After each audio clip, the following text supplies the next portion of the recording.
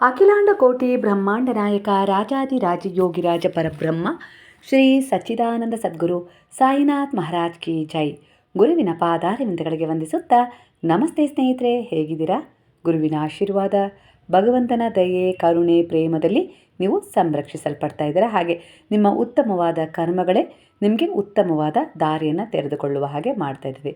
ಅದೇ ಮಾತು ಸತ್ಯವಾಗಲಿ ಅಂತೇಳಿ ಆ ಗುರುವಿನಲ್ಲಿ ಪ್ರಾರ್ಥನೆಯನ್ನು ಮಾಡ್ತಾ ಇವತ್ತಿನ ರೀಡಿಂಗ್ ಶುರು ಮಾಡ್ತಾ ಇದ್ದೀನಿ. ಸ್ನೇಹಿತರೆ, ಎಂದಿನಂತೆ ಇದೊಂದು ಟೈಮ್ಲೆಸ್ ಜನರಲ್ ರೀಡಿಂಗ್ ಆಗಿರುತ್ತೆ. ಹಾಗೆ ಇದು ಕನೆಕ್ಟಿವ್ ಎನರ್ಜಿಯಲ್ಲಿರುತ್ತೆ. ಯಾವ ಸಮಯದ ಎನರ್ಜಿ ಪ್ರಕಾರ ನೀವು ಈ ರೀಡಿಂಗ್ನ ಎನರ್ಜಿಗೆ ಕನೆಕ್ಟ್ ಆಗ್ತಿರೋ, ಖಂಡಿತವಾಗಿಯೂ ಎನರ್ಜಿ ನಿಮ್ಮನ್ನು ಹೀಲ್ ಮಾಡುತ್ತೆ, ಸರಿಯಾದ ನಿರ್ಧಾರಗಳನ್ನು ತಗೊಳ್ಳೋಕ್ಕೆ ಸಹಾಯ ಮಾಡುತ್ತೆ. ಹಾಗೆ ನೀವು ನಿಮ್ಮದೇ ಆದ ಒಂದು ತೀರ್ಮಾನದಲ್ಲಿ ಸರಿಯಾದ ನಿರ್ಧಾರಗಳ ಮೂಲಕ ಸರಿಯಾದ ಮಾರ್ಗದರ್ಶನವನ್ನು ಪಡ್ಕೊಳ್ಳೋಕ್ಕೂ ಕೂಡ ಸಹಾಯ ಮಾಡ್ತದೆ. ಅಂದರೆ ನಿಮಗೆ ನೀವೇ ಗುರುವಾಗಿ ನಿಲ್ಲುವಷ್ಟು ಸಮರ್ಥತೆಯನ್ನು ತಂದುಕೊಡುತ್ತೆ. ಹಾಗಾದರೆ ಮೊದಲನೇದಾಗಿ ಇಲ್ಲಿ ನಿಮಗೆ ಯಾವ ಸಂದೇಶ ಸಿಗ್ತಾ ಇದೆ ಅನ್ನೋದಾದರೆ, ಮೊದಲನೇದಾಗಿ ಇಲ್ಲಿ ಈಗಿನ ಎನರ್ಜಿ ಪ್ರಕಾರ ನೀವು ಆ ಗುರುವಿನ ಎನರ್ಜಿಗೆ ಕನೆಕ್ಟ್ ಆಗಿ ಯಾವ ರೀತಿಯ ಒಂದು ಪ್ರಾರ್ಥನೆಯನ್ನು ಈಗಿನ ಮನಸ್ಥಿತಿಗೆ ಮಾಡ್ತಾ ಇದ್ದೀರಾ ಅಂದರೆ, ನನ್ನ ಹಳೆಯ ಕೆಟ್ಟ ಕರ್ಮವನ್ನು ಕಳೆಯಿರಿ ಅನ್ನೋ ರೀತಿಯಲ್ಲಿ. ಅಂದರೆ ನೀವು ನಿಮ್ಮದೇ ಆದ ರೀತಿಯಲ್ಲಿ ಒಂದಿಷ್ಟು ತಪ್ಪು ನಿರ್ಧಾರಗಳನ್ನು ತಗೊಂಡಿದ್ದು, ತಪ್ಪಾದ ರೀತಿಯಲ್ಲಿ ವರ್ತಿಸಿದ್ದು, ಅದು ನಿಮಗೆ ಎಲ್ಲೋ ಒಂದು ರೀತಿಯಲ್ಲಿ ಈಗ ಪಶ್ಚಾತ್ತಾಪದ ರೀತಿ ಕಾಡ್ತಾ ಇದೆ. ಆ ಕರ್ಮವನ್ನು ಕಳೀರಿ ಅನ್ನೋ ರೀತಿಯಲ್ಲಿ ನೀವು ಗುರುವಲ್ಲಿ ಈಗ ಪ್ರಾರ್ಥಿಸ್ತಾ ಇದ್ದೀರಾ ಅನ್ನೋ ರೀತಿಯಲ್ಲಿ ಕಾಣಿಸ್ತಾ ಇದೆ. ಅದಕ್ಕೆ ಗುರುವು ಕೂಡ ಸ್ಪಂದಿಸ್ತಾ ಇದ್ದಾರೆ, ಅದರ ಸೂಚನೆ ಕೂಡ ನಿಮಗೆ ಸಿಗ್ತಾ ಇದೆ. ಈಗ ನಿಮ್ಮ ಜೀವನದಲ್ಲಿ ಏನು ನಡೀತಾ ಇದೆಯೋ ಅದು ಕಾರಣವಿಲ್ಲದೆ ನಡೀತಾ ಇಲ್ಲ ಅನ್ನೋ ರೀತಿಯಲ್ಲಿ ಕಾಣಿಸ್ತಿದೆ. ಪ್ರತಿಯೊಂದು ಘಟನೆ, ಒಂದು ಅನುಭವ ನಿಮಗೇನೋ ಕಲಿಸಲು ಬಂದಿದೆ ಅನ್ನೋ ರೀತಿಯಲ್ಲಿ ಇಲ್ಲಿ ಗುರು ಹೇಳ್ತಿದ್ದಾರೆ. ಕೆಲವು ಬಾರಿ ನಿಮ್ಮ ಗೆಲುವು ನಿಮಗೆ ಸಾಕಷ್ಟು ಒಂದು ಸ್ಪಷ್ಟತೆಯನ್ನು ತಿಳಿಸಿದೆ, ಕೆಲವು ಸತ್ಯಗಳನ್ನು ಅರಿವು ಮಾಡಿಸಿದೆ. ನೀವು ಗೆಲುವಿನಿಂದ ನಿಮ್ಮಲ್ಲಿ ತುಂಬ ಬದಲಾವಣೆಯನ್ನು ಮಾಡಿಕೊಂಡಿದ್ರೆ, ಅದರ ಜೊತೆಗೆ ನಿಮ್ಮ ಒಂದಿಷ್ಟು ವಿಚಾರಗಳಲ್ಲಿ ಸ್ಪಷ್ಟತೆಯನ್ನು ಕಂಡುಕೊಳ್ಳೋದ್ರ ಜೊತೆಗೆ ನಿಮ್ಮ ಸುತ್ತ ಇರುವ ಒಂದಿಷ್ಟು ಜನರ ದೃಷ್ಟಿಕೋನವನ್ನು ಕೂಡ ನಿಮ್ಗೆ ಆ ಗೆಲುವು ತಿಳಿಸ್ಕೊಟ್ಟಿದೆ ಅನ್ನೋ ರೀತಿಯಲ್ಲಿ ಕಾಣಿಸ್ತಿದೆ. ಒಟ್ಟಾರೆಯಾಗಿ ನಿಮ್ಮ ಜೀವನದಲ್ಲಿ ಏನು ನಡೆದಿದೆಯೋ ಅದಕ್ಕೊಂದು ಕಾರಣ ಇತ್ತು. ಆ ಕಾರಣದಿಂದ ಒಂದಿಷ್ಟು ಪರಿವರ್ತನೆ ತೊಗೊಂಡ್ರಿ. ಆ ಪರಿವರ್ತನೆ ನಿಮ್ಮ ದೃಷ್ಟಿಕೋನವನ್ನು ಬದಲಾಯಿಸ್ಕೊಳ್ಳೋಕ್ಕೆ ಸಹಾಯ ಮಾಡ್ತು ಅನ್ನೋ ರೀತಿಯಲ್ಲಿ ಕಾಣಿಸ್ತಿದೆ. ಕೆಲವು ವಿಚಾರಗಳಲ್ಲಿ ಸೋಲಾಗಿದೆ ನಿಮಗೆ, ಅಲ್ಲೂ ಕೂಡ ಕೆಲವು ಪಾಠಗಳನ್ನು ನೀವು ಕಲ್ತಿದ್ದೀರ. ಈಗ ನೀವು ಪ್ರತಿ ಪರಿಸ್ಥಿತಿಯಿಂದಲೂ ಏನೋ ಕಲ್ತಿದ್ರಿಂದ ಈಗ ಬೇಗನೆ ಸೋಲು ಒಪ್ಕೊಳ್ಳೋದಿಲ್ಲ. ಹಾಗೆ ನಿಮ್ಮ ದೃಢ ವಿಶ್ವಾಸದ ಮೇಲೆ ನಿಂತಿದ್ದೀರಾ ಅನ್ನೋ ರೀತಿಯಲ್ಲಿ ಕಾಣಿಸ್ತಿದೆ. ಹಾಗಾಗಿ ಕೆಲವು ತಿರುವುಗಳು ಆದಷ್ಟು ಬೇಗನೆ ನಿಮ್ಮ ಜೀವನದಲ್ಲಿ ನಿಮ್ಮನ್ನು ಹೀಲ್ ಮಾಡ್ತು. ಅದರಿಂದ ಹೊಸ ಒಂದು ಅಧ್ಯಾಯವನ್ನು ಶುರು ಮಾಡಿದ್ರಿ. ಅಂದರೆ ಇದೇ ಅಂತ್ಯ ಅಲ್ಲ, ಇದು ನನ್ನ ಹೊಸ ಆರಂಭಕ್ಕೆ ಒಂದು ಮುನ್ನುಡಿಯಾಗಿತ್ತು ಅನ್ನೋದನ್ನು ಸ್ಪಷ್ಟವಾಗಿ ಅರ್ಥ ಮಾಡ್ಕೊಂಡಿದ್ದೀರಾ. ಎಂಥ ಪರಿಸ್ಥಿತಿ ಬಂದರೂ ಕೂಡ ಈಗ ನೀವು ಸೋಲು ಒಪ್ಕೊಳ್ಳೋದನ್ನು ನಿಲ್ಲಿಸಿದ್ದೀರಾ. ಅಂದರೆ ಇಲ್ಲಿ ಆ ಸೋಲಿಗೂ ಕೂಡ ಒಂದು ಕಾರಣ ಇತ್ತು. ಯಾವುದೋ ಒಂದು ತಿರುವನ್ನು ತಗೊಳ್ಳೋಕ್ಕೆ ಇದು ಬಂದಿದೆ ಅನ್ನೋ ರೀತಿಲಿ, ಕೆಲವೊಂದು ಸ್ಪಷ್ಟತೆಯನ್ನು ಕೊಡಲಿಕ್ಕೆ ಬಂದಿದೆ ಅನ್ನೋ ರೀತಿಲಿ ನೀವು ನಿಮ್ಮಲ್ಲೇ ಆತ್ಮವಿಶ್ವಾಸವನ್ನು ತುಂಬಿಕೊಳ್ತಾ ನೀವೀಗ ಒಂದು ಪರಿವರ್ತನೆಯನ್ನು ಕಾಣ್ತಾ ಇದ್ದೀರಾ ಅನ್ನೋ ರೀತಿಲಿ ಕಾಣಿಸ್ತದೆ. ಈಗ ಯಾವುದ್ರ ಬಗ್ಗೆನೂ ಅಷ್ಟಾಗಿ ಕಂಪ್ಲೇಂಟ್ಸ್ ಇಲ್ಲ, ನಿಮ್ಮಲ್ಲಿ ಕಡಿಮೆ ಆಗ್ತಾ ಇದ್ದಾವೆ, ಕಂಪ್ಲೇಂಟ್ಸ್ಗಳು ಕಡಿಮೆ ಆಗ್ತಿದ್ದಾವೆ. ಜಡ್ಜ್ ಮಾಡೋದನ್ನು ಕಡಿಮೆ ಮಾಡ್ಕೊಂಡಿದ್ದೀರಾ. ಇನ್ನೊಬ್ಬರ ಜೊತೆ ನಿಮ್ಮನ್ನು ಹೋಲಿಕೆ ಮಾಡಿ ನಿಮ್ಮ ಒಂದು ವ್ಯಕ್ತಿತ್ವವನ್ನು ಜಡ್ಜ್ ಮಾಡೋದಾಗಿರ್ಬೋದು, ಇನ್ನೊಬ್ಬರ ವ್ಯಕ್ತಿತ್ವವನ್ನು ಜಡ್ಜ್ ಮಾಡಿ ನೋಡೋದಾಗಿರ್ಬೋದು, ಇಂಥ ಒಂದಿಷ್ಟು ವಿಚಾರಗಳಲ್ಲಿ ನೀವು ಪರಿವರ್ತನೆ ತಗೊಂಡಿದ್ದೀರಾ ಅನ್ನೋ ರೀತಿಯಲ್ಲಿ ಕಾಣಿಸ್ತಾ ಇದೆ. ಅದರಿಂದ ಇಲ್ಲಿ ಗುರುವಿನ ಆಶೀರ್ವಾದ ಹಾಗೆ ಭಗವಂತನ ಒಂದು ಕೃಪೆ ನಿಮ್ಮ ಮೇಲೆ ಹೆಚ್ಚಾಗಿದೆ. ಅಂದರೆ ಧ್ಯಾನಕ್ಕೆ ಒಳಗಾಗಿದ್ದೀರಾ, ಪೂಜೆ, ಒಂದು ದಾನ ಧರ್ಮದ ಸೇವೆ, ಇವೆಲ್ಲವೂ ಕೂಡ ನಿಮ್ಮಲ್ಲಿರುವ ಒಂದಿಷ್ಟು ನಕಾರಾತ್ಮಕ ವ್ಯಕ್ತಿತ್ವವನ್ನು ಬದಲಾಯಿಸಿ ಸಕಾರಾತ್ಮಕ ವ್ಯಕ್ತಿತ್ವದ ಜೊತೆ ನೀವು ಜೀವಿಸಲಿಕ್ಕೆ ಸಹಾಯ ಮಾಡ್ತಾ ಇದ್ದೇವೆ. ಇದೇ ನಿಮಗೆ ಮೊದಲ ಸೂಚನೆ. ಅಂದರೆ ದೈವಿಕವಾಗಿ ನೀವು ತುಂಬಾ ಪ್ರಭಾವಿತರಾಗಿದ್ದೀರಾ. ಅಂದರೆ ಒಂದು ಜರ್ನಿಯಲ್ಲಿ, ಈ ಆಧ್ಯಾತ್ಮಿಕ ಜರ್ನಿಯಲ್ಲಿ ನಿಮ್ಮನ್ನು ತೊಡಗಿಸ್ಕೊಂಡದ್ದಕ್ಕೆ ಒಂದು ಪ್ರತಿಫಲ ಅಂತ ಹೇಳಿ ಏನು ಸಿಕ್ಕಿದೆ, ಅದು ನಿಮ್ಮ ಬದಲಾವಣೆಯೇ ಆಗಿದೆ ಮೊದಲನೇದಾಗಿ ಅನ್ನೋ ರೀತಿಯಲ್ಲಿ ಕಾಣಿಸ್ತಾ ಇದೆ. ಕೆಲವರ ಎನರ್ಜಿಯ ಪ್ರಕಾರ ನಿಮ್ಮ ಜೀವನದಲ್ಲಿ ನಿಮಗೆ ಮೋಸ ಮಾಡಿದವರು ಸಿಕ್ಕಿದ್ದಾರೆ. ಹಾಗೆ ನಿಮ್ಮ ಒಂದಿಷ್ಟು ವಿಚಾರಗಳಲ್ಲಿ ಎಲ್ಲ ಸತ್ಯವನ್ನು ಅವರಿಗೆ ತಿಳಿಸಿದ್ರಿ, ಅಂದರೆ ನಂಬಿಕೆ ಇಟ್ಟಿದ್ರಿ. ನಿಮ್ಮ ಎದುರಿಗೆ ಅವರು ಕೂಡ ತುಂಬಾ ಚೆನ್ನಾಗಿದ್ದರು, ಆ ನಂಬಿಕೆಗೆ ಅರ್ಹರು ಅನ್ನೋ ರೀತಿಲಿ ಇದ್ದರು. ಆದರೆ ಬೆನ್ನ ಹಿಂದೆಯೇ ಅವರು ನಿಮಗೆ ದ್ರೋಹ ಬಗೆದಿದ್ದರು. ಈ ವಿಚಾರ ಇಂಥವರು ನಿಮಗೆ ಸಿಕ್ಕಿದ್ರು. ಕಾರಣವಿಲ್ಲದೆ ದ್ವೇಷ ಕೂಡ ಮಾಡ್ತಾ ಇದ್ದರು, ಕೆಲವರು ಮಾಡ್ತಾ ಇದ್ದಾರೆ ಅನ್ನೋ ರೀತಿಯಲ್ಲಿ ಕಾಣಿಸ್ತಿದೆ. ಕಾರಣವೇ ಇಲ್ಲ, ಆದರೂ ಕೂಡ ನಿಮ್ಮನ್ನು ದ್ವೇಷಿಸ್ತಾ ಇದ್ದಾರೆ. ಅದರ ಯೋಚನೆ ಎಲ್ಲೋ ಒಂದು ರೀತಿಯಲ್ಲಿ ನಿಮ್ಮನ್ನು ಕುಗ್ಗಿಸ್ತಾ ಇದೆ. ನನಗೆ ಯಾಕೆ ಹೀಗಾಗಬೇಕಾಗಿತ್ತು, ನಾನು ಎಷ್ಟೊಂದು ನಂಬಿಕೆ ಇಟ್ಟಿದ್ದೆ, ಎಲ್ಲ ಸರಿಯಾಗತ್ತೆ, ಎಲ್ಲ ರೀತಿಯಲ್ಲೂ ಒಂದು ಒಳ್ಳೆ ರೀತಿಯಲ್ಲಿ ಪರಿವರ್ತನೆ ತೊಗೊಂಡು ಹೋಗೋಣ ಅನ್ನೋ ರೀತಿಯಲ್ಲಿ ಇದ್ದಾಗ ಇಂಥ ಸಂದರ್ಭದಲ್ಲಿ ಒಂದಿಷ್ಟು ವಿಚಾರಗಳು ನಂಗೆ ತಿಳಿದ್ಬಿಡ್ತಲ್ಲ. ಅಂದರೆ ಆ ಒಂದು ಎಕ್ಸ್ಪೆಕ್ಟೇಷನ್ ನಿಮ್ಗೆ ಇರಲಿಲ್ಲ. ಅಂದರೆ ನನ್ನ ಬೆನ್ನ ಹಿಂದೆ ದ್ರೋಹ ಮಾಡ್ತಾ ಇದ್ದಾರೆ ನಾನು ನಂಬಿದವರು ಅನ್ನೋ ರೀತಿಯಲ್ಲಿ. ಅದು ಗೊತ್ತಾದಾಗ ಗೊತ್ತಾಗದೇ ಇರೋದಕ್ಕಿಂತ ಹೆಚ್ಚಾಗಿ ನಿಮಗೆ ನೋವಾಯಿತು. ಇಲ್ಲಿ ದ್ವೇಷ ಮಾಡೋದಕ್ಕಿಂತ ಹೆಚ್ಚಾಗಿ ಅವರ ಯೋಚನೆ, ಅವರ ಚಾರಿತ್ರ್ಯವನ್ನು ತಿಳಿಸ್ತಾ ಇದೆ ಅಲ್ವಾ. ಹಾಗಾಗಿ ಉತ್ತರ ಕೂಡ ದ್ವೇಷಕ್ಕೆ ದ್ವೇಷ, ಮೋಸಕ್ಕೆ ಮೋಸ ಅನ್ನೋ ಹಾಗೆ ಬೇಡ ಅನ್ನೋ ರೀತಿಯಲ್ಲಿ ಗುರು ಹೇಳ್ತಿದ್ದಾರೆ. ಅವರಿಗೂ ನಿಮಗೂ ಯಾವುದೇ ವ್ಯತ್ಯಾಸ ಇರೋದಿಲ್ಲ. ಹಾಗಾಗಿ ಇಲ್ಲಿ ಏನೋ ಕಲಿಯೋದಿತ್ತು, ಏನೋ ಒಂದು ಬಿಡೋದಿತ್ತು, ಹಾಗೆ ಮುಂದೆ ಹೋಗೋದಿತ್ತು ಅನ್ನೋ ರೀತಿಯಲ್ಲಿ ಕಾಣಿಸ್ತದೆ. ಅಂದರೆ ಇಲ್ಲಿ ಜನರನ್ನೆಲ್ಲ ಒಂದಿಷ್ಟು ವಿಚಾರಗಳಿಗೆ ಅಂಟ್ಕೊಂಡು ನಿಲ್ಲೋದಲ್ಲ, ಕೆಲವೊಂದು ವಿಚಾರಗಳನ್ನು ಅಂದರೆ ಒಂದು ನೀವು ನಿಮಗೋಸ್ಕರನೇ ಒಂದು ಸರಪಳಿ ಹಾಕ್ಕೊಂಡು ನಿಂತಿರ್ತೀರಲ್ಲ, ಕೆಲವೊಂದು ವಿಚಾರಗಳನ್ನು ಅಲ್ಲಿಂದ ಹೊರಗೆ ಹೋಗಬೇಕು. ನಿಮ್ಮ ಕರ್ಮ, ನಿಮ್ಮ ಲಕ್ಷ್ಯ, ನಿಮ್ಮ ಒಂದು ಭಕ್ತಿ, ನಿಮ್ಮ ಒಂದು ಏನು ಉದ್ದೇಶ ಇದೆಯಾ ಅದರ ಕಡೆ ಗಮನ ಕೂಡ ನೀವು ಹರಿಸ್ಬೇಕಾಗತ್ತೆ ಅನ್ನೋ ರೀತಿಯಲ್ಲಿ ಕಾಣಿಸ್ತದೆ. ಯಾಕಂದರೆ ನೀವು ಕೆಲವೊಂದು ವಿಚಾರಗಳ ಲೆಕ್ಕ ಇಡೋದು ಬೇಡ, ಸಮಯ ಲೆಕ್ಕ ಇಡತ್ತೆ ಅನ್ನೋ ರೀತಿಯಲ್ಲಿ ಗುರು ಹೇಳ್ತಿದ್ದಾರೆ. ಹಾಗಾಗಿ ನಿಮ್ಮನ್ನು ಬೀಳ್ಸೋಕ್ಕೆ ಅಂತ ಹೇಳಿ ಅವರೊಂದು ಗುಂಡಿ ತೋಡಿದ್ದಾರೆ ಅಂದರೆ ಒಂದಲ್ಲ ಒಂದು ರೀತಿಯಲ್ಲಿ ಅವರೇ ಆ ಗುಂಡಿಗೆ ಬೀಳ್ತಾರೆ ಅಂಥ ಪರಿಸ್ಥಿತಿ ಅವರೇ ತಂದುಕೊಳ್ತಾರೆ. ಯಾಕಂದರೆ ಅದೇ ಕರ್ಮದ ವಿಚಾರ, ಸಮಯ ಅದನ್ನೇ ನಿರ್ಣಯ ಮಾಡುತ್ತೆ ಅನ್ನೋ ರೀತಿಯಲ್ಲಿ ಕಾಣಿಸ್ತದೆ. ಹಾಗಾಗಿ ಯಾರೋ ಏನೋ ಮಾಡ್ತಿದ್ದಾರೆ ಅನ್ನೋ ರೀತಿಲಿ ಆ ಒಂದು ನಕಾರಾತ್ಮಕ ಎನರ್ಜಿಗೆ ಕನೆಕ್ಟ್ ಆಗೋ ಬದಲು ನಿಮ್ಮ ಗುರಿ, ನಿಮ್ಮ ಒಂದು ಚಿತ್ತ ಯಾವುದ್ರ ಕಡೆ ಹರಿಸ್ಬೇಕು ಅನ್ನೋದ್ರ ಜ್ಞಾನದ ಜೊತೆ ನೀವು ಕನೆಕ್ಟ್ ಆದರೆ ಖಂಡಿತವಾಗಿ ಅದಕ್ಕೆ ತಕ್ಕ ಹಾಗೆ ಪೂರಕವಾಗಿ ಗುರುವಿನ ಸಹಾಯ, ಭಗವಂತನ ಸಹಾಯ ನಿಮಗೆ ಸಿಗ್ತಾ ಹೋಗುತ್ತೆ. ಈಗ ನಿಮ್ಮ ಸಮಯ ಹೇಗಿದೆ ಅಂದರೆ ಒಂದು ಹಂತವನ್ನು ಮುಗಿಸಿ ಮತ್ತೊಂದು ಹಂತಕ್ಕೆ ಸಾಕ್ತಾ ಇದ್ದೀರಾ, ಹಳೆಯದನ್ನು ಬಿಡ್ತಾ ಇದ್ದೀರಾ ಮತ್ತು ಒಳಗಿನಿಂದ ಹೊಸ ನಿರ್ಧಾರವನ್ನು ತಗೊಳ್ತಾ ಇದ್ದೀರಾ ಅಂಥ ಸಮಯ ಶುರುವಾಗಿದೆ ಅನ್ನೋ ರೀತಿಯಲ್ಲಿ ಕಾಣಿಸ್ತಾ ಇದೆ. ಅಂದರೆ ನಿಮ್ಮೊಳಗೆ ಒಂದು ಆತ್ಮಾವಲೋಕನ, ಆಧ್ಯಾತ್ಮಿಕ ಹುಡುಕಾಟ ಮತ್ತು ಸತ್ಯವನ್ನು ಅರಿಯುವ ಪ್ರಯತ್ನ ಶುರುವಾಗಿದೆ ಅಂತ ಕಾಣಿಸ್ತಾ ಇದೆ. ಕೆಲವೊಂದು ಸಂಬಂಧಗಳಲ್ಲಿ ಭಾವನಾತ್ಮಕವಾಗಿ ಸಮತೋಲನದ ಎನರ್ಜಿಗೆ ನೀವು ಸಹಕಾರ ನೀಡ್ತಾ ಇದ್ದೀರಾ ಅನ್ನೋ ರೀತಿಯಲ್ಲಿ ಕಾಣಿಸ್ತಾ ಇದೆ. ಅಂದರೆ ಹೊರಗಿನ ಜಗತ್ತು ನಿಮ್ಮನ್ನು ಎಷ್ಟು ಗೊಂದಲಗೊಳಿಸಿದರೂ ನಿಮ್ಮ ಒಳಗಿನ ಧ್ವನಿಯನ್ನು ನೀವು ನಿರ್ಲಕ್ಷಿಸಬೇಡಿ ಅನ್ನೋ ರೀತಿಯಲ್ಲಿ ಗುರು ಒಂದು ಎಚ್ಚರಿಕೆಯನ್ನು ಕೊಡ್ತಿದ್ದಾರೆ. ಈಗಿನ ಅನೇಕ ಜನರ ಮನಸ್ಥಿತಿಯಲ್ಲಿ ಒಂದು ರೀತಿಯ ಒಳಗಿನ ದಣಿವು ಕಾಣಿಸ್ತಾ ಇದೆ. ಇಲ್ಲಿ ಹೊರಗೆ ಎಲ್ಲವೂ ಸರಿಯಾಗಿರುವಂತೆ ತೋರಿಸ್ತಾ ಇದ್ದರೂ ಒಳಗೆ ನಾನು ನಿಜವಾಗಿಯೂ ಸಂತೋಷವಾಗಿದ್ದೀನಾ, ನಾನು ಮಾಡ್ತಾ ಇರುವ ಒಂದು ಕೆಲಸ ಸರಿ ಇದೆಯಾ, ನಾನು ಆಯ್ಕೆ ಮಾಡಿಕೊಂಡ ದಾರಿ ಸರಿ ಇದೆಯಾ, ನನ್ನ ಜೀವನದಲ್ಲಿ ಮುಂದೆ ಏನು ಅನ್ನುವ ಪ್ರಶ್ನೆಗಳು ಓಡಾಡ್ತಾ ಇದ್ದಾವೆ ಅನ್ನೋ ರೀತಿಯಲ್ಲಿ ಕಾಣಿಸ್ತದೆ. ಕೆಲವರು ಒಂದು ಸಂಬಂಧದಲ್ಲಿ ಗೊಂದಲದಲ್ಲಿದ್ದೀರಾ ಅನ್ನೋ ರೀತಿಯಲ್ಲಿ ಕಾಣಿಸ್ತದೆ.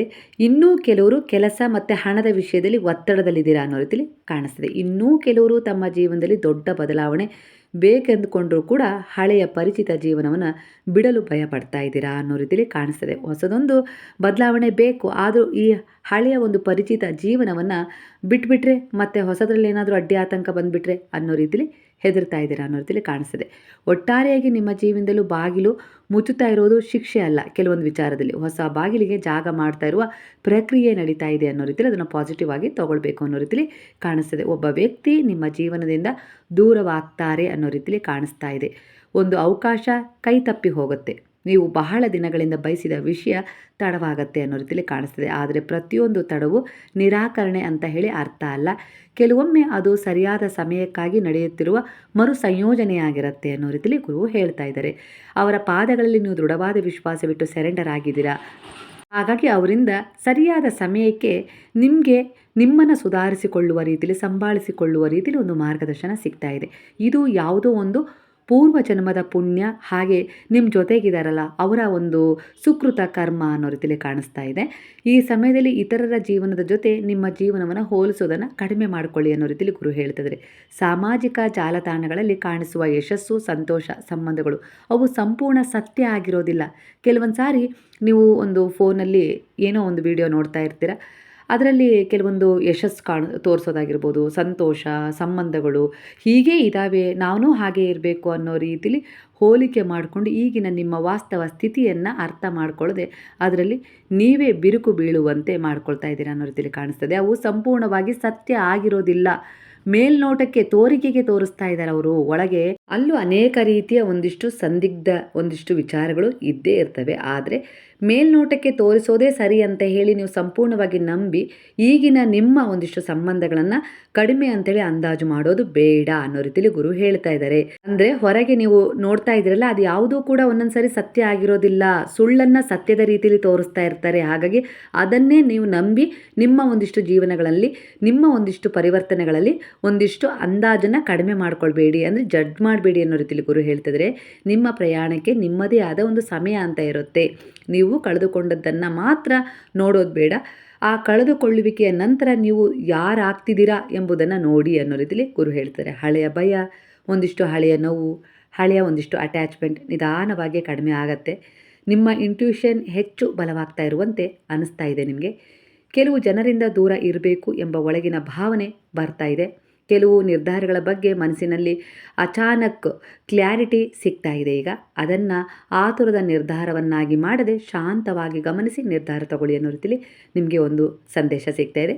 ನೀವು ಎಲ್ಲವನ್ನ ಈಗಲೇ ಅರ್ಥ ಮಾಡ್ಕೊಳ್ಬೇಕು ಅಂತಲೂ ಏನಿಲ್ಲ. ಕೆಲವೊಂದು ಉತ್ತರಗಳು ನೀವು ಮುಂದೆ ಸಾಗಿದಾಗ ಮಾತ್ರ ಕಾಣಿಸ್ತಾ ಹೋಗ್ತದೆ. ಹಾಗಾಗಿ ಎಲ್ಲವೂ ಒಂದೇ ಸರಿ ನನಗೀಗ ಸ್ಪಷ್ಟತೆ ಬೇಕು ಅಂತ ಹೇಳಿ ಅಲ್ಲೇ ನಿಂತ್ಕೊಂಡ್ರೆ ಯಾವುದೂ ನೀವು ಕೈಗೂಡಿಸ್ಕೊಳ್ಳೋಕ್ಕಾಗೋಲ್ಲ ಕೆಲಸ ಕಾರ್ಯಗಳನ್ನು. ಮುಂದೆ ಹೋಗ್ರಿ, ಆಗಲೇ ನಿಮಗೆ ಸರಿ ತಪ್ಪು ಏರಿಳಿತ ಎಲ್ಲದೂ ಅನುಭವದ ಮೂಲಕ ಸಿಕ್ಕಾಗ ಆ ಅನುಭವದ ಆಧಾರದ ಮೇಲೆಯೇ ನೀವು ಕೆಲವು ನಿರ್ಧಾರಗಳನ್ನು ತಗೊಳ್ತೀರಲ್ಲ, ಆಗ ಸ್ಪಷ್ಟವಾದ ಉತ್ತರ ನಿಮಗೆ ಸಿಗತ್ತೆ. ಹಾಗಾಗಿ ಹೆದರಿ ನಿಲ್ಲೋದು ಬೇಡ, ಮುಂದೆ ಏನಾಗುತ್ತೆ ಅನ್ನೋ ರೀತಿಲಿ ಮುಂದೆ ಸಾಗದಾಗಲೇ ನಿಮಗೆ ಒಂದಿಷ್ಟು ಪರಿವರ್ತನೆಗಳು ಸಿಗ್ತವೆ. ಹಳೆಯ ಅಧ್ಯಾಯದೊಂದಿಗೆ ಹೊಸ ಅರಿವಿನ ಕಡೆಗೆ ಸಾಗುವ ಎನರ್ಜಿ ಕಾಣಿಸ್ತಾ ಇದೆ.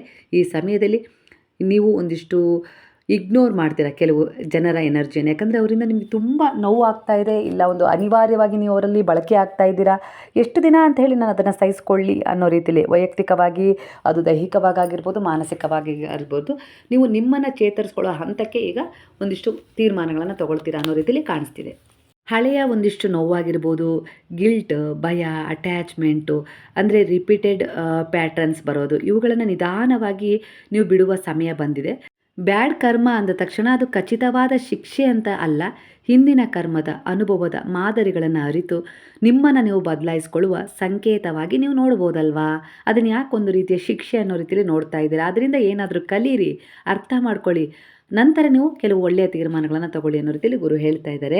ಹಾಗಾಗಿ ಇಲ್ಲಿ ಕೆಲವರ ಎನರ್ಜಿ ಪ್ರಕಾರ ನನ್ನ ಬ್ಯಾಡ್ ಕರ್ಮವನ್ನು ಕ್ಷಮಿಸಿ, ನಾನು ಅದರಿಂದ ಹೊರಗೆ ಬರಬೇಕು, ನಾನು ಮಾಡಿದ ತಪ್ಪು ಪ್ರಾಯಶ್ಚಿತ್ತ ಪಟ್ಟಿದ್ದೀರಾ, ಎಲ್ಲದೂ ನಡೆದಿದೆ, ಆದರೂ ಕೂಡ ಅದನ್ನು ಶಿಕ್ಷೆ ಅನ್ನೋ ರೀತಿಯಲ್ಲಿ ನೋಡಬೇಡಿ. ಅದು ಒಂದು ತಿರುವು ಅನ್ನೋದ್ರ ರೀತಿಯಲ್ಲಿ ನೋಡಿ, ಒಂದು ಅನುಭವ, ಕರ್ಮದ ಒಂದು ಮಾದರಿಯನ್ನು ನೀವು ಅರ್ಥ ಮಾಡಿಕೊಂಡು ನಿಮ್ಮನ್ನು ಬದಲಾಯಿಸ್ಕೊಳ್ಳೋಕ್ಕೆ ಅದೊಂದು ಸೂಚನೆ ಆಗಿದೆ ಅನ್ನೋದು ಅರ್ಥ ಮಾಡ್ಕೊಳ್ಳಿ ಅನ್ನೋ ರೀತಿಯಲ್ಲಿ ಇಲ್ಲಿ ವಿಚಾರ ಕನೆಕ್ಟ್ ಆಗ್ತದೆ. ಕೆಲವೊಮ್ಮೆ ಜೀವನದಲ್ಲಿ ಒಂದೇ ರೀತಿಯ ಸಮಸ್ಯೆಗಳು ಮತ್ತೆ ಮತ್ತೆ ಬರ್ತಾ ಇದ್ದಾವೆ ಅಂಥೇಳಿ ನಿಮಗೆ ಅನಿಸ್ತಾ ಇದೆ. ಆದರೆ ಈ ಹಂತದಲ್ಲಿ ವ್ಯಕ್ತಿ ಅದೇ ಪರಿಸ್ಥಿತಿಗೆ ಹಿಂದಿನಂತೆ ಪ್ರತಿಕ್ರಿಯಿಸೋದು ಬೇಡ, ಹೊಸ ರೀತಿಯಲ್ಲಿ ಆಯ್ಕೆ ಮಾಡಿಕೊಳ್ಳಲು ಪ್ರಾರಂಭಿಸಬೇಕು. ಅದಕ್ಕೋಸ್ಕರನೇ ಕೆಲವೊಮ್ಮೆ ಜೀವನದಲ್ಲಿ ಒಂದೇ ರೀತಿಯ ಸಮಸ್ಯೆಗಳು ಮತ್ತೆ ಮತ್ತೆ ಬರ್ತಾ ಇದ್ದಾವೆ. ಅಂದರೆ ನೀನೇನಾದರೂ ಕಲಿ, ಈ ಹಂತದಲ್ಲಿ ನಿನ್ನ ಪರಿಸ್ಥಿತಿ ಮತ್ತು ನಿನ್ನನ್ನು ಹೊಸ ರೀತಿಯಲ್ಲಿ ಅರ್ಥ ಮಾಡಿಕೊಂಡು ನೀನು ಹೊಸ ಪ್ರಾರಂಭವನ್ನು ಮಾಡು ಅನ್ನೋದನ್ನು ತೋರ್ಸೋಕ್ಕೆ ಬರ್ತಾ ಇದ್ದಾವೆ ಅನ್ನೋ ರೀತಿಯಲ್ಲಿ ಕಾಣಿಸ್ತಿದೆ. ಹಳೆಯ ಭಾರ ಕಡಿಮೆಯಾದ ನಂತರ ವ್ಯಕ್ತಿ ತನ್ನ ಜೀವನದಲ್ಲಿರುವ ಒಳ್ಳೆಯದನ್ನು ಸ್ವೀಕರಿಸಲು ಸಿದ್ಧನಾಗ್ತಾನೆ. ಹಾಗಾಗಿ ನೀವು ಕೂಡ ನಿಮ್ಮ ಜೀವನದಲ್ಲಿ ಒಂದಿಷ್ಟು ಹಳೆಯ ವಿಚಾರಗಳು, ನಿಮ್ಮಿಂದಾದ ತಪ್ಪುಗಳು, ತಪ್ಪು ನಿರ್ಧಾರಗಳು, ಅದರಿಂದಾದ ಒಂದಿಷ್ಟು ನೋವುಗಳು, ಇಲ್ಲ ಯಾವುದೋ ರೀತಿಯ ಒಂದಿಷ್ಟು ಸಮಸ್ಯೆಗಳನ್ನು ಎದುರಿಸಿದ್ದೀರಾ, ಅವೆಲ್ಲವನ್ನು ಬಿಟ್ಬಿಡಿ. ಎಲ್ಲಿವರೆಗೂ ಹಿಡ್ಕೊಳ್ತೀರಾ? ನಿಮಗದು ಕ್ಷಮಿಸೋಕ್ಕಾಗದೇ ಇರೋ ತಪ್ಪೇ ಗೊತ್ತಿದೆ, ಹಾಗಂತ ಅದನ್ನು ಹಿಡಿದಿಟ್ಕೊಂಡ್ರೆ ಅವರಿಗಿಂತ ಹೆಚ್ಚಾಗಿ ನಿಮಗೆ ನೋವಾಗ್ತಾ ಇದೆ ಅಲ್ವಾ. ಅದನ್ನು ಬಿಟ್ಬಿಡಿ, ಮುಂದೆ ಹೋಗಿ ಒಳ್ಳೆಯದನ್ನು ಸ್ವೀಕರಿಸೋಕ್ಕೆ ಸಿದ್ಧರಾಗಿ ಅನ್ನೋ ರೀತಿಯಲ್ಲಿ ಗುರು ಹೇಳ್ತಿದ್ದಾರೆ. ಒಂದಿಷ್ಟು ಅಬಂಡೆನ್ಸ್ ಅಂದರೆ ಸಮೃದ್ಧಿ ಎನರ್ಜಿ ಕನೆಕ್ಟ್ ಆಗ್ತದೆ. ಆ ಎನರ್ಜಿ ಯಾವ ರೀತಿ ಕನೆಕ್ಟ್ ಆಗ್ತಾ ಇದೆ ಅಂದರೆ ಹಣ ಅಥವಾ ದೊಡ್ಡ ಅದ್ಭುತ ಅಂತ ಅಲ್ಲ, ಒಂದು ಸರಿಯಾದ ವ್ಯಕ್ತಿ ನಿಮಗೆ ಸಿಗ್ತಾರೆ, ಒಂದು ಅವಕಾಶ ಸಿಗ್ತದೆ, ಹಾಗೆ ಮನಸ್ಸಿಗೆ ಶಾಂತಿ ನೆಮ್ಮದಿ ಸಿಗುತ್ತೆ, ಆರೋಗ್ಯದಲ್ಲಿ ಚೇತರಿಕೆ ಕಾಣ್ತೀರಾ ಅನ್ನೋ ರೀತಿಯಲ್ಲಿ ಕಾಣಿಸ್ತದೆ. ಒಟ್ಟಾರೆಯಾಗಿ ಕುಟುಂಬದಲ್ಲಿ ಒಂದಿಷ್ಟು ಸಂತೋಷ ತರುವ ಕ್ಷಣಗಳು ನಡೀತವೆ, ಒಂದಿಷ್ಟು ವಿಚಾರಗಳು ಬರ್ತವೆ ಅನ್ನೋ ರೀತಿಯಲ್ಲಿ ಕಾಣಿಸ್ತದೆ. ಬಹಳ ದಿನಗಳಿಂದ ಕಾಯ್ತಾ ಇದ್ದ ಒಂದು ವಿಷಯ ನಿಧಾನವಾಗಿ ಸರಿಯಾಗತ್ತೆ. ಇವೆಲ್ಲವನ್ನು ಬ್ಲೆಸ್ಸಿಂಗ್ ಎನರ್ಜಿಯ ಪ್ರತೀಕವಾಗಿ ನೀವು ಸ್ವೀಕಾರ ಮಾಡಿ ಅನ್ನೋ ರೀತಿಯಲ್ಲಿ ಗುರು ಹೇಳ್ತಿದ್ದಾರೆ. ನೀವು ಅರ್ಹರಲ್ಲ ಎಂಬ ಭಾವನೆಯನ್ನು ಬಿಟ್ಬಿಡಿ. ನಾನು ಅದಕ್ಕೆ ಅರ್ಹರಲ್ಲ, ನನ್ನಿಂದ ಸಾಧ್ಯ ಇಲ್ಲ, ನಾನು ಅದನ್ನು ಮಾಡೋಕ್ಕಾಗತ್ತಾ, ನನಗೆ ಯಾರದ್ದು ಒಂದು ಸಪೋರ್ಟ್ ಇಲ್ಲ ಅನ್ನೋ ಒಂದಿಷ್ಟು ನಕಾರಾತ್ಮಕ ಭಾವನೆಯನ್ನು ಬಿಟ್ಟುಬಿಡಿ. ಒಳ್ಳೆಯದನ್ನು ಸ್ವೀಕರಿಸಲು ನಿಮ್ಮ ಮನಸ್ಸಿಗೆ ಅನುಮತಿ ನೀಡಿ ಅನ್ನೋ ರೀತಿಯಲ್ಲಿ ಗುರು ಹೇಳ್ತಾ ಇದ್ದಾರೆ. ಒಬ್ಬ ವ್ಯಕ್ತಿ ತುಂಬ ಕತ್ತಲೆಯ ಹಂತವನ್ನು ದಾಟಿ ಬಂದ ನಂತರ ದೂರದಲ್ಲಿ ಒಂದು ಬೆಳಕು ಕಾಣಿಸಿದಂತೆ ಎಲ್ಲವೂ ಒಂದೇ ದಿನದಲ್ಲಿ ಬದಲಾಗೋದಿಲ್ಲ, ಆದರೆ ನಿಮ್ಮ ಜೀವನ ಮತ್ತೆ ಸರಿಯಾಗತ್ತೆ ಎಂಬ ನಂಬಿಕೆ ನಿಮ್ಮೊಳಗೆ ಹುಟ್ಟಬೇಕು. ಅದಕ್ಕೆ ತಕ್ಕ ಹಾಗೆ ಬ್ರಹ್ಮಾಂಡದ ಎನರ್ಜಿ, ನೀವು ನಂಬಿದ ಗುರುವಿನ ಎನರ್ಜಿ, ದೈವದ ಎನರ್ಜಿ ನಿಮಗೆ ಕನೆಕ್ಟ್ ಆಗಿ ನಿಮ್ಮ ಭರವಸೆಗೆ ಒಂದು ಪುಷ್ಟಿ ನೀಡುತ್ತೆ, ಹಾಗೆ ಗೈಡೆನ್ಸ್ ಕೊಡುತ್ತೆ, ಹಾಗೆ ಹೀಲಿಂಗ್ ಮಾಡುತ್ತೆ, ಹೊಸ ಒಂದಿಷ್ಟು ಡೈರೆಕ್ಷನ್ ಕೂಡ ಅದು ತೋರಿಸುತ್ತೆ ಅನ್ನೋ ರೀತಿಯಲ್ಲಿ ತೋರಿಸ್ತಾ ಇದೆ ಇಲ್ಲಿ ಎನರ್ಜಿ. ಇದು ನಿಮ್ಮ ಇಂಟ್ಯೂಷನ್ ಹೆಚ್ಚಾಗೋದು, ಸರಿಯಾದ ದಾರಿಯ ಬಗ್ಗೆ ಕ್ಲಾರಿಟಿ ನಿಮಗೆ ಸಿಗೋದು, ಮತ್ತು ಭವಿಷ್ಯದ ಬಗ್ಗೆ ಹೊಸ ಹೋಪ್ ಮೂಡೋದು, ಇದಕ್ಕೆ ಕಾರಣ ಆಗತ್ತೆ ಅನ್ನೋ ರೀತಿಯಲ್ಲಿ ಕಾಣಿಸ್ತದೆ. ಇದನ್ನು ಇನ್ನೂ ಆಳವಾದ ರೀತಿಯಲ್ಲಿ ನೀವು ನೋಡೋದಾದರೆ ಆಧ್ಯಾತ್ಮಿಕವಾಗಿ ನೀವು ಕನೆಕ್ಟ್ ಆಗಿರೋದ್ರಿಂದ ನೀವು ಗುರುವಿನ ಬಳಿ ನಿಮ್ಮನ್ನು ಪರಿಪೂರ್ಣವಾಗಿ ಸರೆಂಡರ್ ಮಾಡಿಕೊಂಡು ಅವರ ಜೊತೆ ನೀವು ಯಾವ ರೀತಿ ಸಂಪರ್ಕ ಇಟ್ಕೊಂಡಿದ್ದೀರಾ ಅದಕ್ಕೆ ತಕ್ಕ ಹಾಗೆ ಅವರಿಂದ ನಿಮಗೆ ಯಾವ ಸಂದರ್ಭದಲ್ಲಿ ಯಾವ ರೀತಿ ಉತ್ತರ ಸಿಗುತ್ತಲ್ಲ ಅದೇ ಆಧ್ಯಾತ್ಮಿಕವಾಗಿ ನಿಮ್ಮ ಅವ್ರ ಜೊತೆ ಕನೆಕ್ಟ್ ಆಗಿದ್ದೀರಾ ಅನ್ನೋದಕ್ಕೆ ಸಾಕ್ಷಿ ಅದೇ. ಅಂದರೆ ಆಧ್ಯಾತ್ಮಿಕ ಮಾರ್ಗ ನಿಮಗೊಂದು ಗುರುವಿನ ಜೊತೆ ಭಗವಂತನ ಜೊತೆ ಕನೆಕ್ಟ್ ಮಾಡುವ ಒಂದು ಮಾರ್ಗವಾಗಿದೆ ಅನ್ನೋ ರೀತಿಯಲ್ಲಿ ಕಾಣಿಸ್ತದೆ. ನಿಮಗಿಂತ ದೊಡ್ಡ ಸೋರ್ಸ್ ಅಂದರೆ ದೈವಿಕ ಚಿಂತನೆಯೊಂದಿಗೆ ಕನೆಕ್ಷನನ್ನು ಬೆಳೆಸಿದೆ. ಅರ್ಥ ಮಾಡ್ಕೊಳ್ಳಿ. ಅಂದರೆ ನಿಮ್ಮೊಳಗಿನ ವ್ಯಕ್ತಿತ್ವ ವಿಶೇಷವಾಗಿದೆ. ಅದು ದಯೆ, ಕರುಣೆ, ಪ್ರೇಮ, ಒಂದು ಒಳ್ಳೆಯ ಭಾವನೆಯಿಂದ ಕೂಡಿದೆ. ಕೆಲವೊಂದು ಸಾರಿ ನಿಮಗಾದ ಮೋಸ ಇಲ್ಲ ಯಾರೋ ನಿಮ್ಮನ್ನು ಉಪಯೋಗಿಸ್ಕೊಂಡ ರೀತಿಯಾಗಿರ್ಬೋದು, ಕೆಲವೊಂದು ಸಾರಿ ನೀವು ಮಾಡದೇ ಇರೋ ತಪ್ಪಿಗೆ ಸಿಕ್ಕ ಒಂದಿಷ್ಟು ಶಿಕ್ಷೆಗಳಾಗಿರ್ಬೋದು, ಇವೆಲ್ಲವೂ ನಿಮ್ಮನ್ನು ಎಲ್ಲೋ ಒಂದು ರೀತಿಲಿ ದುರ್ಬಲತೆಗಷ್ಟೇ ಜಾರಿಸಿಲ್ಲ. ಅಂದರೆ ಇಲ್ಲಿ ಜಗತ್ತೇ ಕೆಟ್ಟದು, ಎಲ್ಲರೂ ಕೆಟ್ಟದು ಅನ್ನೋ ರೀತಿಲಿ ನೋಡೋ ರೀತಿಯೂ ಕೂಡ ಮಾಡಿದೆ. ಅದು ಒಂದು ನಿಮ್ಮ ಪ್ರಾರಬ್ಧ ಕರ್ಮವನ್ನು ಸೂಚಿಸುತ್ತೆ. ನೀವೇನು ಕೊಟ್ಟಿದ್ರೋ ಅದು ನಿಮಗೆ ಮರಳಿ ಸಿಕ್ಕಿದೆ. ಅದನ್ನು ಕಳ್ಕೊಂಡು ಅದು ಒಂದು ಕ್ಷಮೆಯನ್ನು ಕೊಟ್ಟು ಆ ಎನರ್ಜಿಯಿಂದ ಹೊರಗೆ ಬನ್ನಿ, ದೈವಿಕ ಚೇತನದೊಂದಿಗೆ ಕನೆಕ್ಟ್ ಆಗಿ ಅನ್ನೋ ರೀತಿಲಿ ಗುರು ಹೇಳ್ತಾ ಇದ್ದಾರೆ. ನಾನು ಎಲ್ಲವನ್ನು ಕಂಟ್ರೋಲ್ ಮಾಡಬೇಕು ಎಂಬ ಅಗತ್ಯ ಇಲ್ಲ ಅಂತ ಹೇಳ್ತಾ ಇದ್ದಾರೆ ಗುರು ನಿಮಗೆ. ನೀವು ನಾನೆಲ್ಲವನ್ನು ಕಂಟ್ರೋಲ್ ಮಾಡ್ತೀನಿ ಅಂದರೆ ಗಂಡ ಇಲ್ಲ ಹೆಂಡತಿ ಇಲ್ಲ ಮಕ್ಕಳು ಒಂದಿಷ್ಟು ವಿಚಾರಗಳನ್ನು ನನ್ನ ಕಂಟ್ರೋಲಿಗೆ ತಗೋಬೇಕು ಅಂತ ಹೇಳಿ ನೀವು ಬಯಸಿದಷ್ಟು ಅದು ನಿಮ್ಮಿಂದ ನುಣುಚಿ ಹೋಗುತ್ತೆ. ನನ್ನಿಂದ ಸಾಧ್ಯವಾದದನ್ನು ನಾನು ಮಾಡ್ತೀನಿ, ಉಳಿದದ್ದನ್ನು ನಿಮಗೆ ಬಿಡ್ತೀನಿ, ಸಮಯಕ್ಕೆ ಬಿಡ್ತೀನಿ ಅನ್ನೋ ರೀತಿಲಿ ಸರೆಂಡರ್ ಮಾಡಬೇಕು ಅನ್ನೋ ರೀತಿಲಿ ಗುರು ಹೇಳ್ತಾಯಿದ್ರು. ಇದು ಬುದ್ಧಿವಂತಿಕೆಯ ಲಕ್ಷಣ ಅನ್ನೋ ರೀತಿಲಿ ಕಾಣಿಸ್ತದೆ. ಎಲ್ಲವೂ ನಾನೇ ಮಾಡ್ತೀನಿ ಅಂದಾಗ ನಾನು ಅನ್ನೋ ಅಹಂಕಾರ ಕಾಣುತ್ತೆ.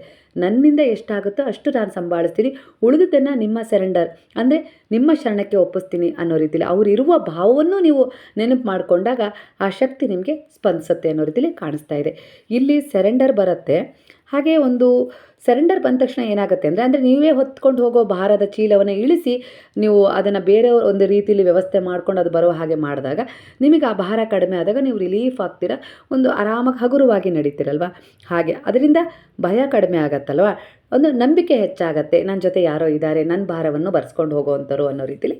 ಅದಕ್ಕೋಸ್ಕರ ಇಲ್ಲಿ ಗುರು ಹೇಳ್ತಾರೆ, ನಾನು ನಿನ್ನ ಜೊತೆಗಿದ್ದೀನಲ್ವಾ, ನಿನ್ನ ಭಾರವನ್ನು ಬರ್ಸ್ಕೊಳ್ಳೋಕ್ಕೆ ನಿನ್ನಿಂದ ಎಷ್ಟು ಸಂಭಾಳಿಸೋಕ್ಕಾಗುತ್ತೋ ಸಂಭಾಳಿಸು, ಉಳಿದಿದ್ದನ್ನು ನನ್ನ ಪಾದಗಳಿಗೆ ಬಿಟ್ಬಿಡು, ನಾನು ನೋಡ್ಕೊಳ್ತೀನಿ. ಅದಕ್ಕೆ ತಕ್ಕ ಹಾಗೆ ಒಂದಿಷ್ಟು ನಿನಗೆ ಜನರನ್ನು ಸಹಾಯಕ್ಕೆ ಕಳಿಸ್ತೀನಿ, ಇಲ್ಲ ಪರಿವರ್ತನೆಯನ್ನು ಕೊಡ್ತೀನಿ. ನಿನಗೆ ಒಂದು ಆತ್ಮವಿಶ್ವಾಸದ ಮೂಲಕ ನೀನು ಬುದ್ಧಿವಂತಿಕೆಯಿಂದ ಆ ವಿಚಾರದಲ್ಲಿ ಒಂದಿಷ್ಟು ತೀರ್ಮಾನಗಳನ್ನು ತಗೊಳ್ಳೋಕ್ಕೆ ನಾನು ಸಹಾಯ ಮಾಡ್ತೀನಿ ಅನ್ನೋ ರೀತಿಲಿ ಗುರು ಹೇಳ್ತಿದ್ದಾರೆ. ಒಟ್ಟಾರೆಯಾಗಿ ಒಂದು ಬ್ಯಾಡ್ ಕರ್ಮ ರಿಲೀಸ್ ಆಗ್ತಾ ಇದೆ, ಬ್ಲೆಸ್ಸಿಂಗ್ ರಿಸೀವ್ ಮಾಡ್ಕೊಳ್ಳೋ ಸಮಯ ಶುರುವಾಗಿದೆ.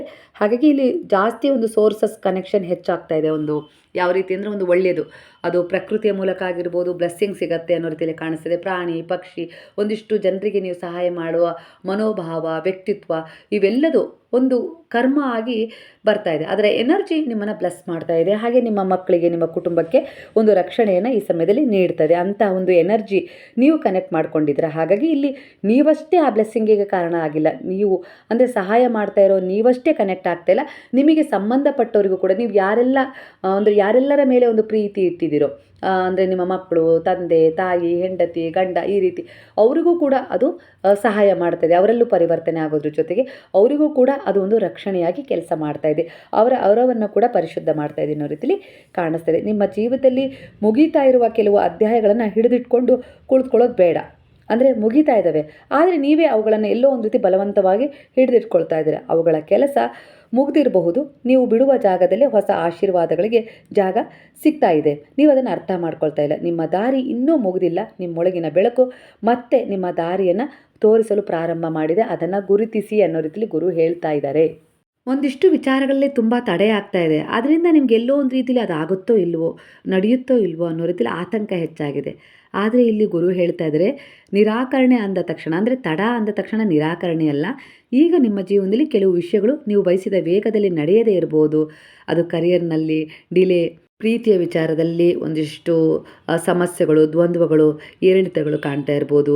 ಈ ಒಂದು ಜರ್ನಿಯಲ್ಲಿ ನನಗೆ ಏನಾದರೂ ತಿರುವು ಸಿಗುತ್ತಾ, ಇಲ್ಲ ಇಲ್ಲಿ ಏನಾದರೂ ಬೇರೆ ರೀತಿ ಏನಾದರೂ ಸಮಸ್ಯೆ ಇದೆಯಾ ಅನ್ನೋ ರೀತಿಲಿ ನೀವು ತುಂಬಾ ನೋವು ಪಡ್ತಾ ಇದ್ದೀರ. ಅದು ಕೆಲವರ ವಿಚಾರಕ್ಕೆ ತಗೊಂಡ್ರೆ ಇಲ್ಲಿ ಅವರ ಮಕ್ಕಳ ಬಗ್ಗೆ ತುಂಬಾ ಅವರಿಗೆ ಎಲ್ಲೋ ಒಂದು ರೀತಿಲಿ ನೋವಿದೆ, ಸಂಕಟ ಇದೆ. ಗುರುವಿನ ಆಶೀರ್ವಾದ ಸಿಕ್ಕಿದೆ, ಸಮಯಕ್ಕೆ ಅನುಗುಣವಾಗಿ ಅವರು ನಾನು ನಿನ್ನ ಜೊತೆಗಿದ್ದೀನಿ ಅನ್ನೋ ರೀತಿಲಿ ಆಶೀರ್ವಾದ ಮಾಡ್ತಾ ಇದ್ದಾರೆ. ಆದರೂ ಕೂಡ ಅವರು ಅವರ ಮಕ್ಕಳ ವಿಚಾರದಲ್ಲಿ ಅವರಿಗೊಂದಿಷ್ಟು ಪರಿವರ್ತನೆ ಕಾಣಿಸ್ತಾ ಇಲ್ಲ. ತುಂಬ ಸಮಯ ತಗೊಳ್ತಾ ಇದೆ.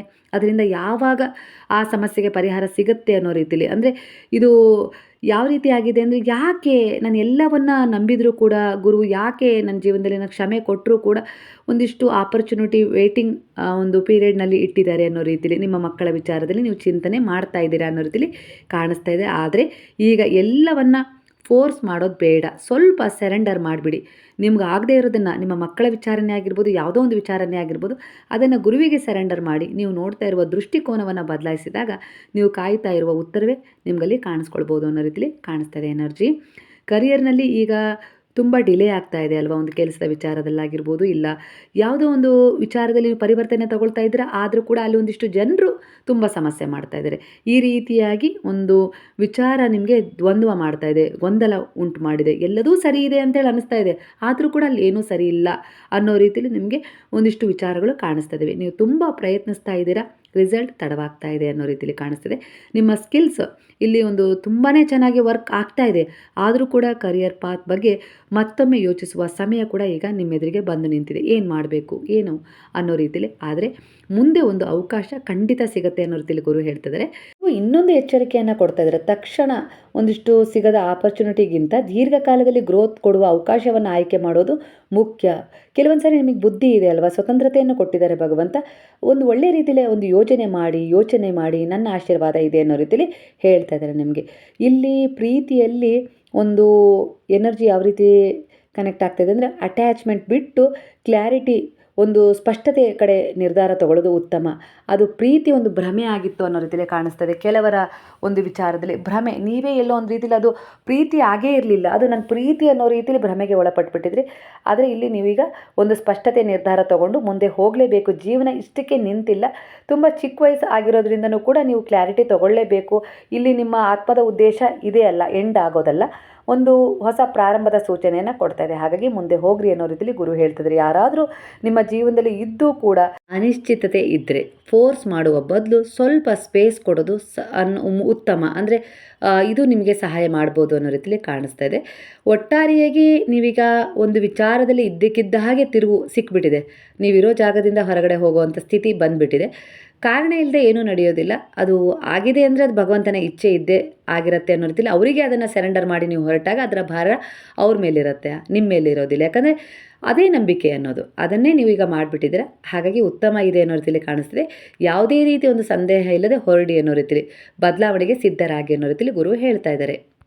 ನೀವೀಗ ಸಿಂಗಲ್ ಆಗಿದ್ದರೆ, ಅಂದರೆ ಇಲ್ಲಿ ಸಿಂಗಲ್ ಪೇರೆಂಟ್ ಆಗಿರ್ಬೋದು, ಇಲ್ಲ ಹಾಗೆ ಸಿಂಗಲ್ ಆಗಿದ್ದವರಾಗಿರ್ಬೋದು, ಮೊದಲು ನಿಮ್ಮ ಹೃದಯದ ಹಳೆಯ ನೋವನ್ನು ರಿಲೀಸ್ ಮಾಡೋದು ತುಂಬ ಮುಖ್ಯ ಅನ್ನೋ ರೀತಿಯಲ್ಲಿ ಕಾಣಿಸ್ತಿದೆ. ನಂತರ ಬರುವ ಸಂಬಂಧವನ್ನು ಹಳೆಯ ಭಯದಿಂದ ಅಳಿಯೋದು ತಪ್ಪು ಹೋಗುತ್ತೆ. ಇಲ್ಲ ಅಂದರೆ ಆ ಭಯ, ಹಳೆಯ ಒಂದಿಷ್ಟು ಭಯ ಮೊದಲಾಗಿದ್ದು ನಿಮ್ಮ ಜೀವನದಲ್ಲಿ ಮತ್ತೆ ಆಗ್ಬೋದಾ, ಇನ್ನೊಬ್ಬರು ಬಂದ ಮೇಲೆ ಆಗ್ಬೋದಾ, ಇಲ್ಲ ಏನಾದರೂ ನಡಿಬೋದಾ ಅನ್ನೋ ರೀತಿಲಿ ತುಂಬ ಭಯದಿಂದ ಒಂದಿಷ್ಟು ವಿಚಾರಗಳನ್ನು ಅಳಿತಾ ತೂಗ್ತಾ ಅಲ್ಲೇ ನಿಂತು ಬಿಡ್ತೀರ. ಹಾಗಾಗಿ ಮೊದಲು ನಿಮ್ಮ ಜೀವನದಲ್ಲಿ ಒಂದು ಹೃದಯದಲ್ಲಿದ್ದ ಹಳೆಯ ಒಂದಿಷ್ಟು ವಿಚಾರಗಳನ್ನು, ನೋವನ್ನು, ಒಂದಿಷ್ಟು ಸಂದೇಹವನ್ನು ರಿಲೀಸ್ ಮಾಡಿ. ಸರಿಯಾದ ಸಂಬಂಧ ಅಂದ ತಕ್ಷಣ ಕೇವಲ ಅದು ಅಟ್ರ್ಯಾಕ್ಷನ್ ಅಲ್ಲ, ಅದು ಒಂದು ಶಾಂತಿ, ಒಂದು ಗೌರವ, ಒಂದು ಆಧಾರ, ಪರಸ್ಪರ ಪ್ರಯತ್ನ ಅನ್ನೋ ರೀತಿಲಿ ಒಂದು ಕಾಣಿಸ್ತಾ ಇದೆ. ಇಲ್ಲಿ ಎಮೋಷನಲ್ ಬ್ಯಾಲೆನ್ಸ್ ಬೇಕು ಅನ್ನೋ ರೀತಿಲಿ ಕಾಣಿಸ್ತಾ ಇದೆ. ಇಲ್ಲಿ ನಿಮ್ಮ ಜರ್ನಿ ಈಗ ನಿಮ್ಮನ್ನು ಒಂದು ಹೊಸ ಪರಿವರ್ತನೆಗೆ ಮುಂದೆ ತಳ್ತಾ ಇದೆ. ಒಂದು ಟ್ರಾನ್ಸ್ಫರ್ಮ್ ಫೇಸ್ನಲ್ಲಿರುವಂತೆ ಈ ಕಾರ್ಡ್ ಸೂಚಿಸ್ತಾ ಇದೆ. ನೀವು ಹಿಂದೆ ಬಯಸುತ್ತಾ ಇದ್ದಿದ್ದು ಬದಲಾಗಬಹುದು. ನಿಮ್ಮ ಹಿಂದಿನ ನಿರ್ಧಾರ ಸ್ವಲ್ಪ ತಪ್ಪಾಗಿತ್ತು, ಅದು ಮುಖ್ಯ ಅಂತ ಹೇಳಿ ಅನಿಸಿರಲಿಲ್ಲ, ಆದರೆ ಅದು ಬದಲಾಗುವ ಸ್ಥಿತಿ ಈಗ ಬಂದಿದೆ. ಮುಖ್ಯವೆನಿಸಿದ ವಿಷಯ ಈಗ ಅಷ್ಟೊಂದು ನಿಮಗೆ ಮುಖ್ಯವಾಗಬಹುದು ಅನ್ನೋ ರೀತಿಲಿ ಕಾಣಿಸ್ತಾ ಇದೆ. ಒಂದು ಫಾರಿನ್ ಜರ್ನಿ ವಿಷಯದಲ್ಲಿ ನೀವು ಎನರ್ಜಿಯನ್ನು ಒಂದು ಡಿಲೇ, ಯಾವುದೋ ಒಂದು ವಿಚಾರಕ್ಕೋಸ್ಕರ ಡಿಲೇ ಮಾಡ್ತಾ ಇರ್ಬೋದು. ಮನಸ್ಸಲ್ಲೇ ನಿಮಗದು ಇಲ್ಲೊಂದಿಷ್ಟು ವಿಚಾರಗಳನ್ನು ಬಿಟ್ಟು ಹೋಗೋಕ್ಕೆ ಇಷ್ಟ ಇಲ್ಲ, ಆದರೂ ಕೂಡ ನೀವು ಹೋಗ್ತೀರಾ ಅನ್ನೋ ರೀತಿಯಲ್ಲಿ ಕಾಣಿಸ್ತಾ ಇದೆ. ಇಲ್ಲ ನೀವು ಹೋಗಬಾರ್ದು ಅಂತ ನಿರ್ಧಾರ ಮಾಡ್ಕೊಂಡಿದ್ರಿ, ಇಲ್ಲ ನಿಮ್ಮ ಹಠ ಸಾಧಿಸ್ಕೊಂಡು ಹೋಗಬೇಕು ಅನ್ನೋ ಒಂದು ಆಲೋಚನೆ ಇಟ್ಕೊಂಡಿದ್ರಿ. ಆದರೆ ಇಲ್ಲಿ ಗುರುವಿನ ಯೋಜನೆಯೇ ಬೇರೆಯಾಗಿತ್ತು. ಯಾಕಂದರೆ ನಿಮ್ಮ ತಾಯಿ ತಂದೆ ಅವರ ಒಂದು ಆಶೀರ್ವಾದ ಆಗಿರ್ಬೋದು, ಎಲ್ಲೋ ಒಂದು ರೀತಿಯಲ್ಲಿ ನಿಮ್ಮ ಒಂದು ಜೀವನದಲ್ಲಿ ಏನೋ ಒಂದು ಅನಾಹುತದ ಘಟನೆ ನಡಿಬೇಕಾಗಿತ್ತು, ಅದನ್ನು ತಪ್ಪಿಸಿ ನಿಮ್ಮ ಜೀವನದಲ್ಲಿ ಒಂದಿಷ್ಟು ವಿಚಾರಗಳನ್ನು ಡಿಲೇ ಮಾಡಿ, ಒಂದು ಪ್ರಿಪ್ರೇಷನ್ ಮಾಡಿ, ಒಂದು ಸೆರೆಂಡರ್ ಭಾವಕ್ಕೆ ನಿಮ್ಮನ್ನು ತಗೊಂಡು ನಂತರ ನಿಮಗೆ ಒಂದಿಷ್ಟು ಕ್ಲಾರಿಟಿ ಕೊಟ್ಟು ನಿಮ್ಮನ್ನು ಕರ್ಕೊಂಡು ಹೋಗ್ತಾ ಇದೆ ಒಂದು ಹೊಸ ತಿರುವಿನತ್ತ ಅನ್ನೋ ರೀತಿಯಲ್ಲಿ ಕಾಣಿಸ್ತಾ ಇದೆ. ಜರ್ನಿ ಶುಭಕರವಾಗಿರುತ್ತೆ ಅನ್ನೋ ರೀತಿಯಲ್ಲಿ ಕೂಡ ಕಾಣಿಸ್ತಾ ಇದೆ. ಒಟ್ಟಾರೆಯಾಗಿ ನೀವು ತೆಗೆದುಕೊಂಡಿರುವ ನಿರ್ಧಾರ ಆಗಿರ್ಬೋದು, ಈಗ ನೀವು ನಿಂತಿರುವ ಒಂದಿಷ್ಟು ಸಮಯ ವ್ಯರ್ಥ ಆಗಿಲ್ಲ. ನೀವು ಕಾಯ್ತಾ ಇರೋದು ನಿಮ್ಮನ್ನು ದುರ್ಬಲಗೊಳಿಸಲು ಅಲ್ಲ, ನಿಮ್ಮನ್ನು ಸಿದ್ಧಪಡಿಸಲು. ಹಳೆಯ ಒಂದಿಷ್ಟು ಅಟ್ಯಾಚ್ಮೆಂಟನ್ನು ಬಿಟ್ಬಿಡಬೇಕು, ಭಯವನ್ನು ಸರೆಂಡರ್ ಮಾಡಿಬಿಡಿ, ನಿಮ್ಮ ದಾರಿಯ ಮೇಲೆ ನಂಬಿಕೆ ಇಡಿ. ಕರಿಯರ್ನಲ್ಲಿ ಹೊಸ ಒಂದಿಷ್ಟು ಡೈರೆಕ್ಷನ್, ಪ್ರೀತಿಯಲ್ಲಿ ಒಂದಿಷ್ಟು ಕ್ಲಾರಿಟಿ, ಜರ್ನಿ, ಹಾಗೆ ಒಂದು ಹೊಸ ಎಕ್ಸ್ಪೀರಿಯನ್ಸ್ ಒಂದು ಪ್ರಯಾಣದಲ್ಲಿ ನಿಮಗೆ ಸಿಗುತ್ತೆ. ದೂರದ ಸ್ಥಳಗಳಿಗೆ ಹೋಗುವ ಕನಸಿನತ್ತ ಹೊಸ ಪಾಸಿಬಿಲಿಟೀಸ್ ಹೆಚ್ಚಾಗಿ ತೆರೆದುಕೊಳ್ತಾ ಇದೆ. ಆದರೆ ಎಲ್ಲಕ್ಕಿಂತ ಮೊದಲು ನಿಮ್ಮೊಳಗಿನ ಶಾಂತಿಯನ್ನು ಸ್ವೀಕರಿಸಿ, ನೀವು ಫೋರ್ಸ್ ಮಾಡಬೇಕಾದದ್ದು ನಿನ್ನದೂ ಅಲ್ಲ, ಸರಿಯಾದದ್ದು ಬಂದಾಗ ಅದನ್ನು ಗುರುತಿಸುವ ಕ್ಲಾರಿಟಿ ನಿಮ್ಮೊಳಗೆ ಇರುತ್ತೆ ಅನ್ನೋದನ್ನು ಅರ್ಥ ಮಾಡ್ಕೊಳ್ಬೇಕಾಗತ್ತೆ ಅನ್ನೋ ರೀತಿ ಕಾಣಿಸ್ತಾ ಇದೆ. ಒಟ್ಟು ಒಂದು ಪ್ರಯಾಣದ ಸಿದ್ಧತೆಯನ್ನು ಮಾಡ್ತಾ ಇದ್ದೀರಾ, ಹಾಗೆ ಒಂದಿಷ್ಟು ದೇವತೆಗಳ ದರ್ಶನ ಆಗತ್ತೆ ಅನ್ನೋ ರೀತಿಲೂ ಕೂಡ ಕಾಣಿಸ್ತಾ ಇದೆ. ಎಷ್ಟೇ ಒಂದಿಷ್ಟು ನೋವುಗಳಿದ್ದರೂ ಕೂಡ ನಿಮ್ಮ ಜವಾಬ್ದಾರಿ ಕರ್ತವ್ಯಗಳನ್ನು ನೀವು ಮಾಡಿ ಮುಗಿಸ್ತಾ ಇದ್ದೀರಾ. ಅದರಲ್ಲಿ ಎಲ್ಲೋ ಒಂದು ರೀತಿಲಿ ಒಂದು ಸ್ವಲ್ಪ ಒಂದು ಕ್ಷಣನಾದರೂ ನಿಮಗೆ ಸಂತೋಷ ಸಿಕ್ಕಿದೆ. ಆ ಒಂದು ಅಫರ್ಮೇಷನ್ ನಿಮ್ಮ ಜೀವನದಲ್ಲಿ ಮುಂದಿನ ತಿರುವು ಒಳ್ಳೆ ರೀತಿಯಲ್ಲಿ ಬದಲಾಗಲಿಕ್ಕೆ ಸಹಾಯ ಮಾಡ್ತಾ ಇದೆ ಅನ್ನೋ ರೀತಿಯಲ್ಲಿ ಕಾಣಿಸ್ತಿದೆ. ಒಟ್ಟಾರೆಯಾಗಿ ಈಗಿನ ಎನರ್ಜಿಯ ಪ್ರಕಾರ ನಿಮ್ಮ ಯಾವುದೇ ರೀತಿಯ ಒಂದು ಒಳ್ಳೆಯ ಪ್ರಯತ್ನ ವ್ಯರ್ಥ ಆಗಿಲ್ಲ. ಅದಕ್ಕೆ ತಕ್ಕ ಹಾಗೆ ಗುರುವು, ಭಗವಂತನ ಶಕ್ತಿಗಳು, ನಿಮಗೆ ಬ್ರಹ್ಮಾಂಡದ ಶಕ್ತಿಗಳು ಯಾವುದಾದ್ರೂ ರೂಪದಲ್ಲಿ ಕನೆಕ್ಟ್ ಆಗಿ ನಿಮ್ಮನ್ನು ಹೀಲ್ ಮಾಡುತ್ತೆ, ಗೈಡ್ ಮಾಡುತ್ತೆ, ಹಾಗೆ ನಿಮಗೆ ರಕ್ಷಣೆ ನೀಡುತ್ತೆ. ನಿಮ್ಮ ಅವರ ಕೂಡ ಈಗ ಪರಿಶುದ್ಧವಾಗಿದೆ. ನಿಮ್ಮ ಸುತ್ತ ಇರುವ ಪ್ರಭಾಮಂಡಲದ ಶಕ್ತಿ ಕೂಡ ತುಂಬ ಹೀಲ್ ಆಗಿದೆ. ಯಾಕಂದರೆ ನೀವು ಒಂದು ಧ್ಯಾನ ಮಾಡ್ತಾ ಇದ್ದೀರಾ, ಭಜನೆ ಮಾಡ್ತಾ ಇದ್ದೀರಾ, ಪೂಜೆ ಮಾಡ್ತಾ ಇದ್ದೀರಾ ಅಂದರೆ ಅದು ಮೊದಲು ನಿಮ್ಮ ಸುತ್ತ ಇರುವ ಒಂದಿಷ್ಟು ನಕಾರಾತ್ಮಕತೆಯನ್ನು ದೂರ ತಳ್ಳಿ ನಿಮ್ಮನ್ನು ಹೀಲ್ ಮಾಡ್ತಾ ಇದೆ. ಅದರ ಆಧಾರದ ಮೇಲೆ ಕೆಲವು ನಿರ್ಧಾರಗಳಲ್ಲಿ ನೀವು ಪರಿವರ್ತನೆಯನ್ನು ತಗೊಂಡು ಸರಿಯಾದದರ ಕಡೆ ನಿಮ್ಮ ಆಯ್ಕೆ ಹೋಗ್ತಾ ಇದೆ ಅನ್ನೋ ರೀತಿಯಲ್ಲಿ ಕಾಣಿಸ್ತದೆ. ಒಟ್ಟಾರೆಗೆ ಈಗಿನ ಎನರ್ಜಿ ನಿಮ್ಮ ಎನರ್ಜಿಗೆ ಕನೆಕ್ಟ್ ಆಗಿ ನಿಮ್ಮನ್ನು ಗೈಡ್ ಮಾಡಿದೆ ಗುರುವಿನ ಎನರ್ಜಿ. ಕೃತಜ್ಞತಾ ಪೂರ್ವಕವಾಗಿ ಅವರಿಗೆ ಸಾಯಿರಾಮ್ ಅಂತೇಳಿ ಕಮೆಂಟ್ ಮಾಡೋದನ್ನು ಮರಿಬೇಡಿ. ಹಾಗೆ ಅವರ ಒಂದು ಬ್ಲೆಸ್ಸಿಂಗ್ನ ಎನರ್ಜಿಯನ್ನು ಸ್ವೀಕರಿಸೋದನ್ನು ಮರಿಬೇಡಿ. ಹಾಗಾದರೆ ಎಲ್ಲರೂ ಸೇರಿ ಹೇಳೋಣವಾ? ಹರೇ ರಾಮ ರಾಮ ರಾಮ ಹರೇ ಹರೇ, ಹರೇ ಕೃಷ್ಣ ಕೃಷ್ಣ ಕೃಷ್ಣ ಹರೇ ಹರೇ, ಹರೇ ಸಾಯಿ ಸಾಯಿ ಸಾಯಿ ಹರೇ ಹರೇ, ಹರೇ ಬಾಬಾ ಬಾಬಾ ಬಾಬಾ ಹರೇ ಹರೇ, ಹರೇ ದತ್ತ ದತ್ತ ದತ್ತ ಹರೇ ಹರೇ.